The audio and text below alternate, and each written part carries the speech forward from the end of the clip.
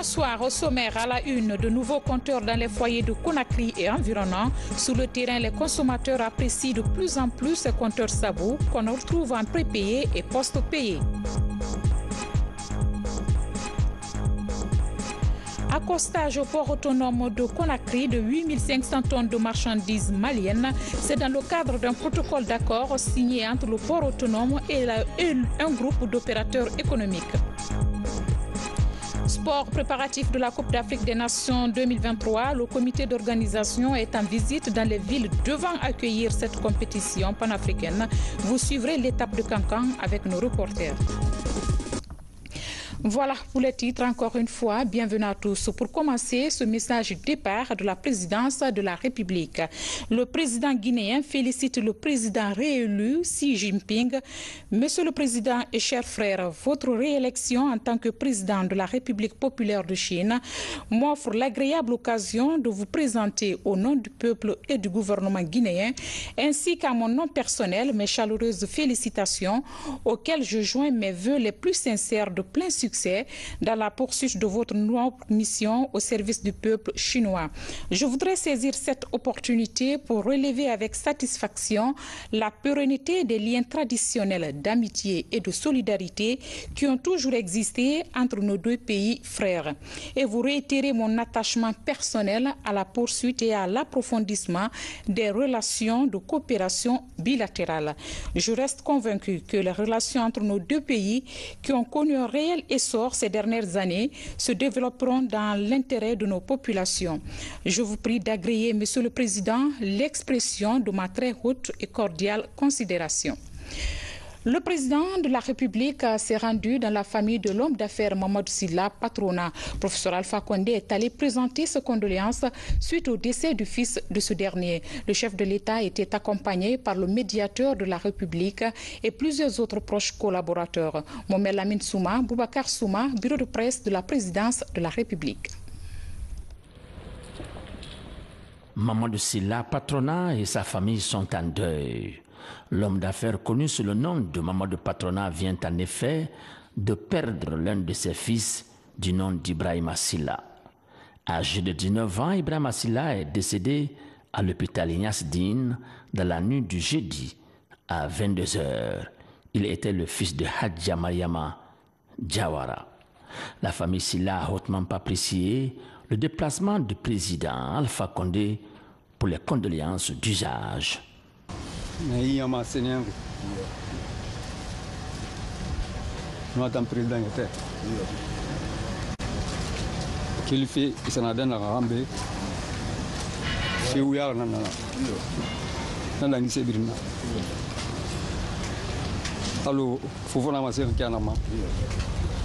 Koro, Akheratine. On a rien qui va.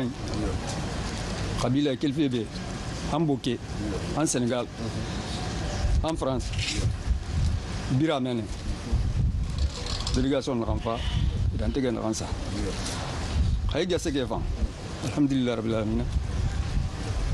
Délégation sénégalaise, Mambalfa. Et Fafi, c'est là, Rabbil Alamin. Mohamed, Alhamdulillah, Rabbil Alamin. Et nous allons à la réparer. À la réparer, il y aura un fruit. Et tant que nous Tungo là-bas, à Ambe. Allah ribaray furina yela kan demu terafima kelfi be mantu hambuke furina inchallah ne fa imama. Le chef de l'État, qui était accompagné de plusieurs de ses proches collaborateurs, a, par la voix du médiateur de la République, formulé des prières pour le repos éternel de l'âme du jeune Ibrahima Sylla. Allah hay bokk raxara Allah heri so bokk wali na xanna ya porfo dina kay wonna ko mbal xanwara Allah fitne ma koy bokk Allah fitne ma koy bokk fitne to yalla xima sara fitne to yalla xima sara si maya non dang se bilna Allah se fi adam ma xasi maya nan safa non saintia mbal saintia bebe fu ne ngem Allah fi won fam binna la ana sallallahu alaihi wasallam. Paix à l'âme de disparu Ibrahima Silla. La Société d'électricité de Guinée s'active pour l'installation des nouveaux compteurs à travers le pays. Le défi est à la hauteur de la mobilisation sur le terrain, à l'image de certains quartiers de Conakry. Par ailleurs, les compteurs Sabou, autrefois décriés, suscitent aujourd'hui de l'engouement chez les abonnés. Un reportage signé Habib Kiam, Robert Bangora. Ce tableau est le répertoire de 44 abonnés de la Société d'électricité de Guinée. Depuis quelques mois, ils ont opté pour le nouveau plan de facturation mis en place par la Société d'éclairage public. À la base, nous étions sur les compteurs post-payés et mensuellement l'achat d'électricité était énorme. Et avec les prépayés, on arrive à évaluer mensuellement la consommation et comme nous avons des appartements, actuellement ce sont les clients qui ont la charge de payer leurs factures. Et vu avec le prépayé, nous avons fait une économie de plus de 60% sur les factures totales. Ce goût pour les nouveaux compteurs fait désormais partie des habitudes de nombreux foyers à la cité kamayenne. Pour obtenir de l'électricité via le compteur électrique, les abonnés ont le choix entre deux modes, le prépayé ou le post-payé, sous la dénomination du compteur Sabou. Depuis l'arrivée des prépaiements là, on n'a pas de problème du tout. Tous nos clients sont à jour. Une fois maintenant leur carte est finie, c'est-à-dire ils n'ont pas de questions à nous poser. Avant de monter le soir, ils viennent et regardent d'abord le compteur. Ah ok, ça me reste beaucoup. Une fois que ça diminue encore, partent à l'EDG pour aller acheter encore le crédit. Dans cet autre foyer de Koléa, malgré quelques hésitations, l'on se prépare à expérimenter les nouveaux compteurs.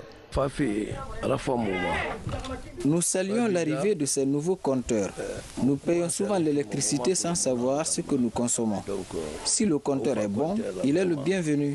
S'il ne l'est pas, nous vous le ferons savoir aussi. Après plusieurs mois de sensibilisation, la Société d'électricité de Guinée veut passer à l'étape supérieure. Doter tous les foyers d'un compteur électrique et optimiser la consommation. EDG s'est engagé à poser les compteurs sur tous les clients. Chaque abonné aura son compteur. Nous avons constaté par le passé qu'il y avait des sous-abonnés. Vous avez une concession où il y a 10-20 ménages, il y avait un seul compteur qui était là. Quand la facture vient, on se met à diviser entre les familles. Donc ce n'était pas très fiable. Et nous avons estimé que l'arbitre entre le client et EDG, c'était le compteur. Maintenant, tous ces sous-abonnés, chacun aura son compteur. Le compteur Sabou marque l'arrêt progressif de la facturation au forfait avec ses vieux litiges pour les abonnés d'EDG. Chaque client peut ainsi payer ce qu'il a consommé, loin des tracasseries habituelles. Puisque nous parlons d'électricité, notre projet est en gestation pour améliorer la fourniture de cette denrée. Il s'agit du projet portant sur la petite hydroélectricité. Certains acteurs du secteur viennent d'être formés sur les notions liées au développement de l'énergie dans notre pays. C'est une synergie d'action ONUDI, ministère de l'énergie et de l'hydraulique. Gare Diallo pour plus d'informations. Appuyer le gouvernement guinéen dans son programme d'électrification du pays est l'un des objectifs que s'est fixé la représentation de l'ONUDI, Organisation des Nations Unies pour le développement industriel. Pour matérialiser cette initiative, 50 techniciens issus du secteur privé et public et autres agents du secteur de l'énergie participent à ce conclave. Pendant 2 semaines, des concepts liés à la petite hydroélectricité ont été abordés. Nous avons appris comment faire l'identification du site, comment monter un projet sur les petites hydroélectricités. Et également, on a fait la descente sur site afin de pouvoir mieux pratiquer ce que nous avons appris. Pour cette formation, qu'on essaie déjà de cadrer ceux qui ont suivi la formation dans le cadre de ne pas laisser tomber ces formations. Les travaux de terrain ont été consolidés par des rapports que chaque groupe a eu à présenter. Je peux vous rassurer que les formateurs du moins étaient de classe et ils avaient de la hauteur. Des formations théoriques suivies de travaux pratiques sur les sites appropriés pour les micro-barrages ont été également organisées pour rehausser le niveau de compréhension des techniciens. Notre mission était donc d'accompagner les cadres guinéens, notamment les ingénieurs, à apprendre comment contribuer à renforcer leurs capacités dans le sens d'aller dans les études et plus tard le développement des sites de petites hydro en électricité, comme il y en a beaucoup ici en Guinée. Nous avons bien entendu mené un projet en nous appuyant sur l'expertise internationale Et pour faciliter le transfert de technologies et faire en sorte que progressivement la Guinée puisse prendre en main le développement de son vaste potentiel pour la petite hydroélectricité. Les bénéficiaires de cette formation sur la petite hydroélectricité constituent désormais une autre cheville ouvrière pour le département en charge de l'énergie et de l'hydraulique. Leur apport va être important pour l'essor économique des zones rurales. Autre technique d'apprentissage, c'est à l'Assemblée nationale où les députés et assistants parlementaires s'approprient des techniques d'élaboration et d'analyse des textes de loi à examiner. C'est pour faire face à la prochaine session des lois 2018. Explication Robert Siditolno. C'est pourquoi vous allez voir. Les échanges qui ont duré 4 jours interviennent à moins de 3 semaines de la rentrée parlementaire pour le compte des travaux de la session ordinaire des lois 2018. L'enjeu est d'améliorer le niveau de connaissance des députés membres des différentes commissions de l'Assemblée nationale et assistants parlementaires dans le processus d'élaboration et d'analyse des textes de loi soumis pour examen et adoption. Toutes les lois sur lesquelles on a travaillé sont d'initiative gouvernementale. Il faut que les députés maintenant commencent à prendre l'initiative de la loi. Donc ce sont les techniques d'initiation, de l'élaboration des propositions de loi qui ont fait l'objet de cet atelier-là.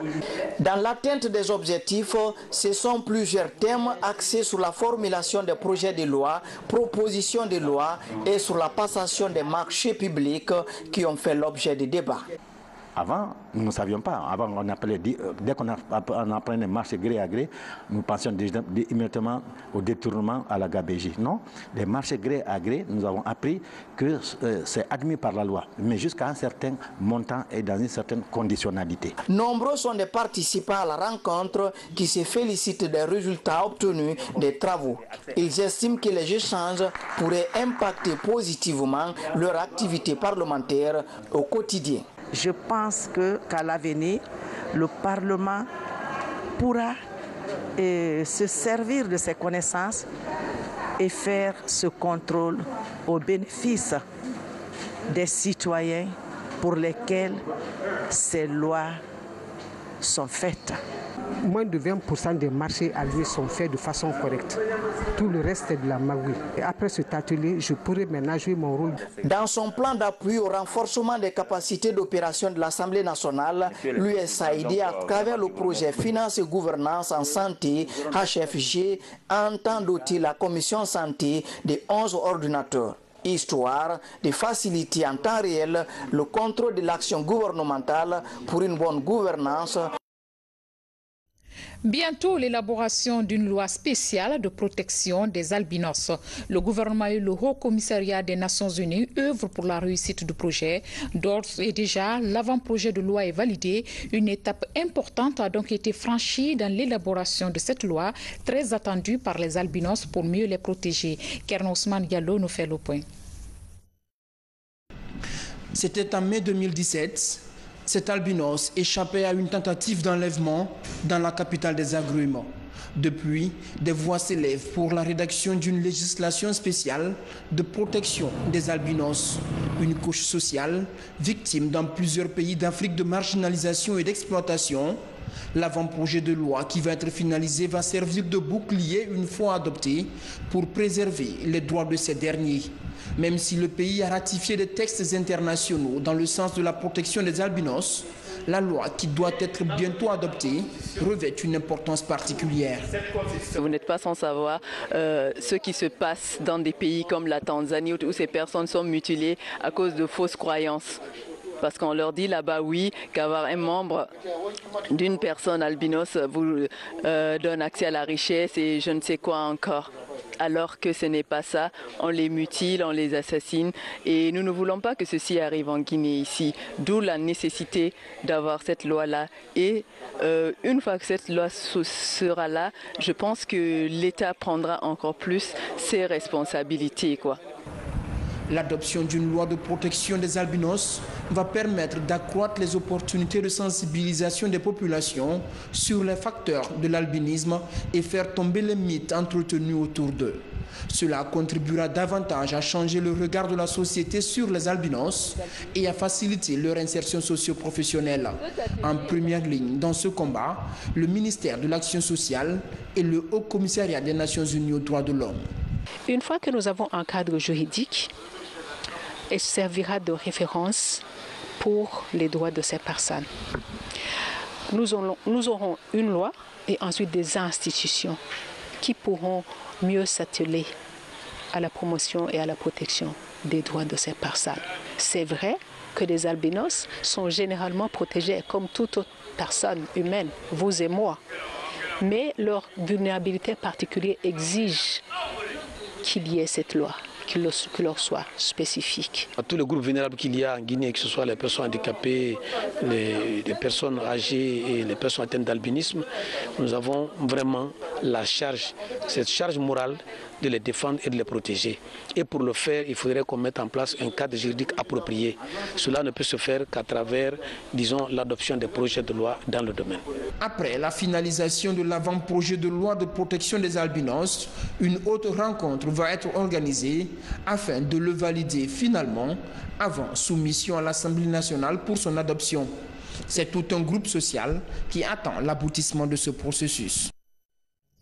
Et cette œuvre humanitaire à l'endroit des structures sanitaires de la région de Nzerekore, il s'agit des équipements informatiques et bureautiques pour l'amélioration des conditions de travail des agents de santé. C'est un don de l'Union européenne et de l'Agence française de développement.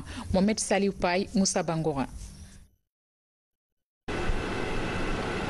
64 ordinateurs, 32 imprimantes et 12 photocopieuses pour un coût global de 1,2 milliard de francs guinéens. Je remercie aussi très sincèrement les partenaires techniques et financiers qui continuent à travailler sans relâche et avec conviction pour l'amélioration de la santé des populations de la Guinée forestière.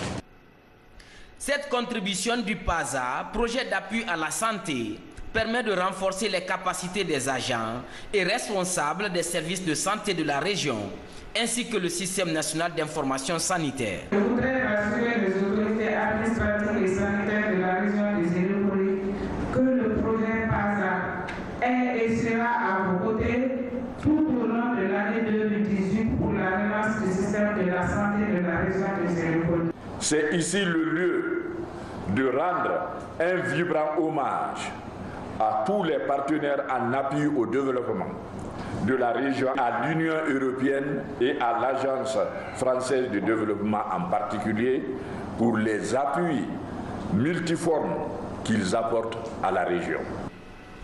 En plus de ce don, le PASA promet la réhabilitation des infrastructures sanitaires de la région de Nzerekore. Le projet est cofinancé par l'Union européenne et l'Agence française de développement. Dans la cité minière de Sangaredi, une nouvelle cité sort de terre au bénéfice des populations des zones d'exploitation minière. L'œuvre est de Guinée Alumina Corporation. Près de 200 maisons sont déjà construites. L'action s'inscrit dans le cadre du contenu local. Les précisions avec Valérie Talimane. À une quarantaine de kilomètres de Sangaredi, le village moderne de Hakoundé Chandi, qui signifie en français au milieu des marigots, est l'œuvre de Guinée Alumina Corporation. L'action fait suite au programme de relocalisation des riverains des zones d'intérêt de cette société minière. Bien que certaines conditions attendent d'être remplies, cette cité accueille déjà 176 ménages pour plus de 1400 personnes. Pour faire déplacer la population, c'est pas facile. Bon, GAC a fourni un grand effort parce que c'est pas facile. Parce que de là où on était, pour venir, c'est-à-dire déplacer les gens, ils ont construit près de 213 maisons. C'est pas facile. Bon, il y a beaucoup de choses qui n'ont pas encore réglé, mais c'est petit à petit. Cette opération de réinstallation est pour le ministre des Mines et de la Géologie un signe de satisfaction à l'égard de GAC qui s'inscrit dans l'esprit du contenu local. Au-delà des travaux réalisés, le ministre a aussi insisté sur l'amélioration des conditions de vie des populations. Il y a encore des travaux à faire, notamment au niveau des équipements communs, mais ce que nous voyons est encourageant. Et nous avons quand même attiré l'attention sur un certain nombre de choses, notamment sur le plan économique, qu'il fallait prendre en compte dans la poursuite et la finalisation de ce processus-là, parce que ce qui est important, c'est l'amélioration des conditions de vie des populations. Non loin de là, Guinea Alumina Corporation est en phase de finalisation du pont numéro 3. Cet édifice est l'une des structures fondamentales pour l'ouverture de la mine de cette société. Sur ce pont, une voie ferrée est prévue afin de permettre la mutualisation des infrastructures dans la zone de Bokeh. Et vous verrez juste derrière moi qu'il y a quelques infrastructures là où l'aire de stockage sera, le concasseur, les infrastructures de base pour la mine et aussi les différents accès pour l'exploitation de la bauxite de GAC. Les travaux qui seront prévus sur ce pont, c'est la voie ferrée qui va relier notre production à celle existante déjà de CBG qui est juste à quelques kilomètres de la nôtre. Sur l'ensemble des sites visités, les installations sont au dernier réglage. Des constructions faites à la base de la protection de l'écosystème pour la préservation des cours d'eau. Une manière de lutter contre la dégradation de l'environnement. En janvier dernier, un protocole d'accord a été signé entre la Direction générale du port autonome de Conakry et un groupe d'opérateurs économiques maliens. Ce protocole s'articule autour d'un trafic annuel dont le pic atteint les 600 000 tonnes de marchandises. Une croissance du trafic qui s'amorce par l'accostage d'une première cargaison de 8 500 tonnes de marchandises maliennes. Plus de précisions avec Fodé Camara. Sous l'égide du président Ibrahim Boubacar Keïta, l'une des principales innovations de la foire d'exposition multisectorielle de Bamako, version 2018, a été la journée porte ouverte sous le port autonome de Conakry. Une opération séduction qui a permis d'attirer les opérateurs économiques maliens. Des travaux qui se sont soldés par la signature d'un protocole d'accord entre la Direction générale du port autonome de Conakry et le groupe Keïta.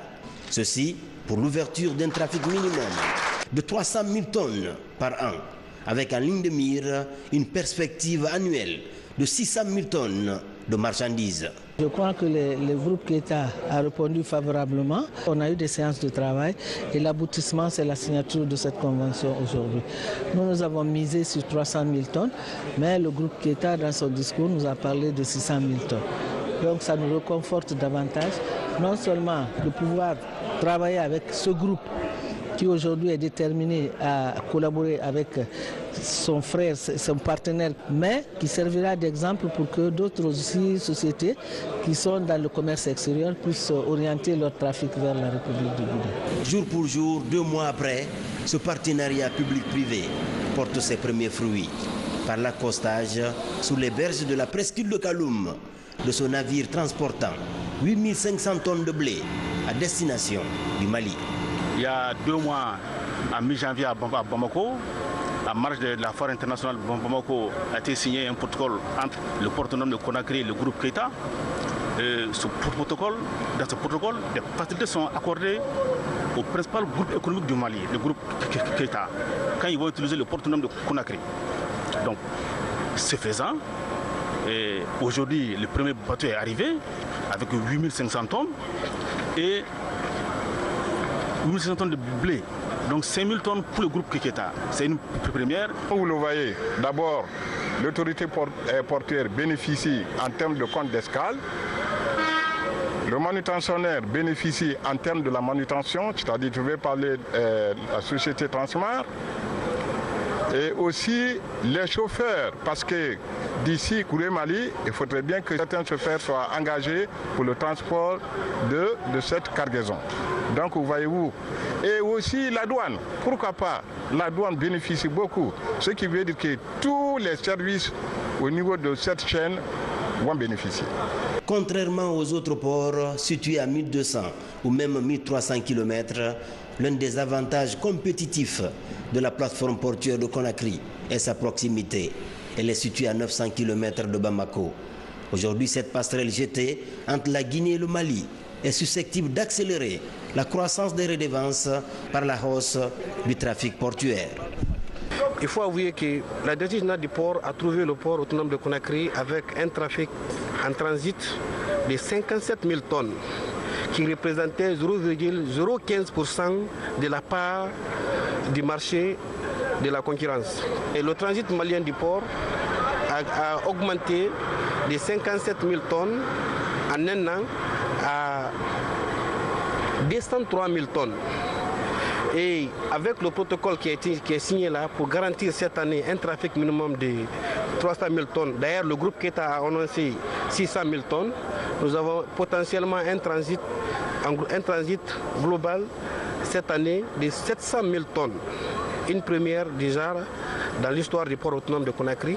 Inscrite dans la dynamique des efforts pour un port conforme aux standards internationaux de sécurité et de fluidité, la plateforme portuaire de la presqu'île de Kaloum offre aux importateurs et exportateurs maliens une politique tarifaire attractive pour l'essor des liens séculaires qui unissent depuis des lustres la Guinée et le Mali.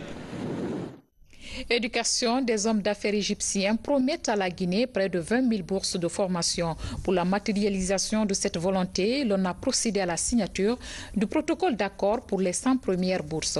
Reportage signé Francis Collier. La qualification professionnelle des jeunes fait partie des objectifs prioritaires de l'enseignement en Guinée. Pour relever ces défis majeurs de main-d'œuvre disponible et qualifiée, les autorités de l'université Gamal Abdel Nasser de Conakry diversifient la collaboration. Cette fois, c'est un groupe d'hommes d'affaires égyptiens qui accorde 100 bourses de formation en management d'affaires sur près de 20 000. Nous avons formulé notre souhait de venir mettre les mains avec nos frères guinéens et former entre 10 000 et 20 000 différents cadres guinéens et jeunes guinéens chaque année, sur laquelle nous pourrions donner cette opportunité à ces jeunes Guinéens, primo, s'ils sont des entrepreneurs, donc d'ouvrir leur petite entreprise et donc générer un certain nombre d'emplois, et secondo, pour ceux qui ne vont pas faire cela, ça sera définitivement des cadres très professionnels qui vont faire une valeur ajoutée immense à toutes les organisations, que ce soit privées ou étatiques en Guinée. Cette formation en entrepreneuriat prend en compte les niveaux brevet, bac et bac plus 4. Durant les 5 prochaines années, des milliers d'apprenants et jeunes entrepreneurs guinéens vont bénéficier de cette formation. Mais comment tout cela va-t-il se passer? Cette formation va se dérouler en des étapes. Dans un premier temps, il y aura la formation de ce qu'on appelle des formateurs. Une vingtaine de formateurs vont être formés au programme IBDL. Une fois cette formation terminée, 150 autres formateurs vont être formés, puisque ça va concerner tout le pays et tous les secteurs économiques du pays. En ce qui concerne Gamal, nous allons nous occuper singulièrement de la formation professionnelle. Ça concerne des cadres qui ont le bac plus 4 ou plus. Cette coopération sud-sud dans le domaine des affaires vise la qualification et la disponibilité de la ressource humaine dans le pays. Ce chantier de formation en entrepreneuriat est l'un des projets nés de la volonté des chefs d'État guinéens et égyptiens. Dans la commune de Kaloum, grande opération de coups de balai dans le quartier Corentin, les femmes se sont mobilisées pour débarrasser les artères des débris d'ordures causés lors des dernières manifestations. L'initiative est bien accueillie par certains citoyens. Elhadji Seydou Bandiaye. Après un début de semaine émaillé de perturbations dans la commune de Kaloum, les femmes du quartier Corentin sont massivement sorties pour débarrasser les ruelles des débris d'ordures, mais aussi profiter de l'occasion pour se remettre en cause et demander pardon au chef de l'État, professeur Alpha Condé, premier citoyen de la commune de Kaloum.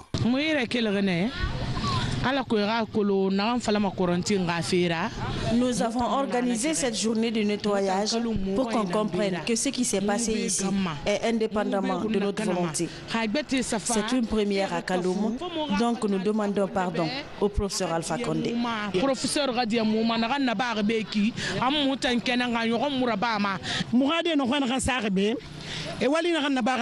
Les débris d'ordures que nos enfants ont mis dans les rues ne nous a pas plu.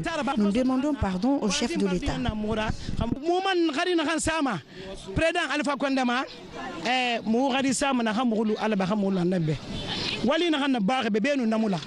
Les bonnes volontés n'ont pas manqué d'accompagner ces femmes du quartier Corentin dans leur mission, qui est celle de promouvoir la paix sociale en Guinée et Kaloum en particulier. Ce qui s'est passé le lundi, les enfants sont sortis dans la rue et brûlé les pneus.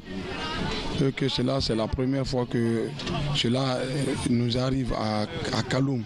Les jeunes de Kaloum ne sont pas habitués de faire ce genre de choses. Mais Dieu merci, Dieu a pu faire calmer les tensions. Les femmes se sont mobilisées. Depuis hier, elles m'ont contacté de se mobiliser, de balayer aujourd'hui. Les saletés, les débris de brûlure des pneus dans la rue le lundi, ça n'a pas plu aux femmes, ça n'a pas plu aux sages. Donc elles m'ont demandé de les laisser balayer, nettoyer complètement le quartier. Vraiment, j'ai approuvé cette initiative des femmes. C'est pourquoi aujourd'hui, ce soir-là, vous les avez vus mobilisés pour venir balayer les rues de Corentin. Pendant que les activités sont redevenues normales, les rues du quartier Corentin sont aujourd'hui reluisantes grâce à la bonne volonté des femmes du quartier. À présent, les échos de la 62e session de la Commission de la condition de la femme à New York, l'accès des femmes aux médias et aux technologies de l'information est aussi au cœur des travaux. Une session animée par les journalistes, les membres des organisations de la société civile africaine et autres organisations féminines. Fatmata Samoa, depuis New York. Le plein épanouissement de la femme est un combat de tous les jours. À New York, où sont venues en grand nombre ces organisations de défense des droits des femmes, l'enjeu se situe dans la continuation des bonnes actions entreprises en faveur de toutes les femmes en général et celles rurales en particulier. Comment faire pour que les femmes aient accès aux médias est l'une des thématiques débattues dans plusieurs sessions. Notre participation, c'est comment faire en sorte que les médias puissent être un avantage au lieu que ça ne soit un désavantage pour la femme, surtout la femme rurale. C'est un partage d'expériences, de stratégies pour nous, ONG, de femmes africaines, pour que nous sachions comment intervenir sur le développement, l'égalité et tous les droits humains de la femme à travers la formation, la communication, le réseautage et surtout le plaidoyer. Les femmes africaines font encore face à de nombreuses violences, comme l'a indiqué à cette session Madame Funzile Lambo, la sous-secrétaire générale des Nations Unies. Pour cette année, par exemple, la délégation camerounaise a pu venir à New York avec des jeunes filles victimes d'excision et de mariage précoce. C'est un plaisir pour moi parce que ça fait 40 ans que j'aurais voulu voir le changement sur les filles qui ont vécu des mariages. Elles-mêmes, elles viennent vivre dans les instances de prise de décision par rapport à leur vie. Nous ne parlons plus à leur place, mais elle est dans les instances où on décrit les politiques des conditions de vie de la femme. À l'horizon 2020-2063, les décideurs du monde entier sont appelés à avoir parmi leurs priorités la protection et la défense des droits des femmes et surtout les femmes vivant en milieu rural. Ils sont également appelés à accompagner la société civile et les organisations de femmes dans la planification des actions à mener sur le terrain pour une autonomisation effective des femmes. Et puis, après le 8e congrès international de la structure Africa Femmes Performantes à Conakry, l'heure est au bilan. Ces femmes se sont retrouvées pour tirer les leçons afin de mieux valoriser le textile guinéen. Elles ont également procédé à l'exposition des différents produits locaux. Mama Issata Kamara. Promouvoir le talent des femmes, développer les qualités citoyennes, des valeurs morales et civiques au sein de la gente féminine sont entre autres objectifs que se fixe Africa Femmes Performantes de Guinée. Ces dames se retrouvent pour faire le bilan du 8e congrès international tenu à Conakry. Lors de cette rencontre, des exposés ont été présentés sur les produits locaux. Une manière de valoriser le textile guinéen sur le marché international et aider les autres femmes à exporter leurs produits à l'étranger. Parmi nous, il y a des teinturières, parmi nous, il y a des stylistes, parmi nous, il y a un peu de tout dans l'association Africa Femmes Performantes.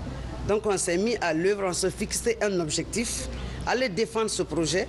S'il est accepté par AGOA, cela permettra à bon nombre de femmes guinéennes, franchement, de retrouver leur autonomisation et d'être indépendantes, d'être épanouies au sein de la société guinéenne. Il y a des choses que je suis en train d'apprendre auprès de ces femmes par rapport à tous les produits qu'elles sont en train de préparer pour la présentation de la 9e rencontre à Washington.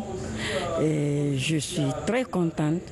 Et je les félicite, je les encourage parce qu'il faudrait que la femme guinéenne présente ce qu'elle vaut. Après une projection vidéo du 8e congrès international, quelques leçons sont tirées. Des leçons qui permettent à cette structure de mieux promouvoir les produits guinéens à l'échelle internationale. Mariem Camara est créatrice d'Africa Femmes Performantes de Guinée. Elle s'apprête à exposer les différentes créations du textile guinéen lors de la 9e conférence annuelle des femmes à Washington. Nous savons tous que c'est en Guinée qu'on a commencé à faire la teinture pour la première fois. Et si aujourd'hui nous sommes vraiment en retard, c'est que les autres ont eu l'opportunité vraiment de mettre leurs produits en valeur. Mettre le bazin d'abord à la disposition de toutes les femmes teinturières en Guinée pour que les femmes puissent utiliser ce bazin.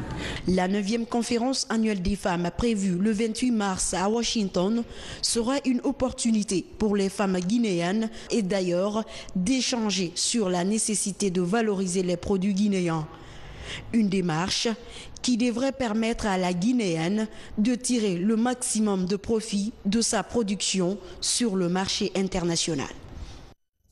À présent, des belles lettres, 4 nouveaux romans font leur apparition dans les bibliothèques guinéennes. Ce sont des œuvres de notre compatriote basé en Suisse, Aïssatou Barry. C'est à travers ces livres que cette passionnée de l'écriture compte apporter sa contribution dans l'édification de la nation. Lancé Kamisoko Ousmane Ba. 4 nouvelles œuvres littéraires de Néné Aï, désormais disponibles dans les rayons. Il s'agit de l'univers de femmes, l'itinéraire d'une enseignante, la réfugiée et le roi menteur. Ces 4 nouveaux ouvrages dédicacés émerveillent les amoureux des belles lettres. Toutes ces œuvres m'ont marqué, mais il y a le roi menteur qui est un conte et qui est vraiment un problème de responsabilité et de respect de sa parole. Et ça m'a marqué quand on prend l'itinéraire d'une enseignante où elle raconte l'histoire, n'est-ce pas, d'une malinquée et d'un peul qui veulent se marier, mais les parents ne veulent pas. Et c'est ce qu'on rencontre aujourd'hui. Mais j'ai lu Réfugié et j'ai aimé les vérités qu'il y a là-dedans. J'ai aimé l'émotion qu'il y a là-dedans. Il est arrivé où j'ai pleuré avec elle parce qu'elle a beaucoup pleuré dans Réfugié. Et j'aurais aimé acheter tous ces livres-là. À travers cette mise en scène, ces cinéastes guinéens relatent le contenu de ces ouvrages. Dans l'univers de femmes, par exemple, l'auteur retrace le quotidien du monde féminin. Dans La Réfugiée, elle dénonce la lâcheté des dirigeants africains depuis l'indépendance. Cette œuvre fustille le manque de vision et de projets de société dans nos États, ce qui pousse aujourd'hui beaucoup de jeunes à l'immigration clandestine. C'est l'amour de mon peuple et c'est les problèmes qui minent mon peuple qui me poussent à écrire. Je n'aurai de répit tant qu'il n'y aura pas de la paix et l'amour entre tous les Guinéens, entre tous les hommes de la terre. Je continuerai à écrire. Vétérinaire de formation, Aïssatou Barry, communément appelée Néné Aï, a 2 autres ouvrages à son actif. Ses œuvres littéraires, désormais au nombre de 6, ont été éditées sur fonds propres de l'auteur. Avec 8 autres manuscrits dans son placard, Néné Aï promet d'éditer au moins un ouvrage chaque année.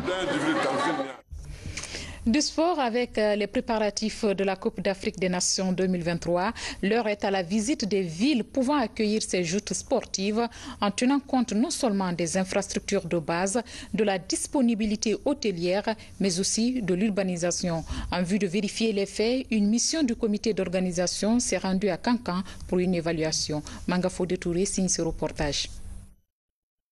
Située à quelques 600 km de la capitale Conakry, Kankan est l'une des villes pressenties pour abriter les matchs de la CAN 2023 en Guinée.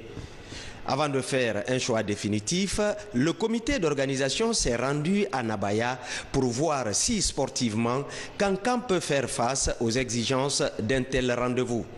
Après avoir répondu à la première demande du comité, celle de la mise à disposition de 50 hectares de domaine pour la construction des infrastructures de la compétition, la mission se rend à l'aéroport local où elle rencontre la délégation d'une entreprise étrangère intéressée pour l'exécution des travaux.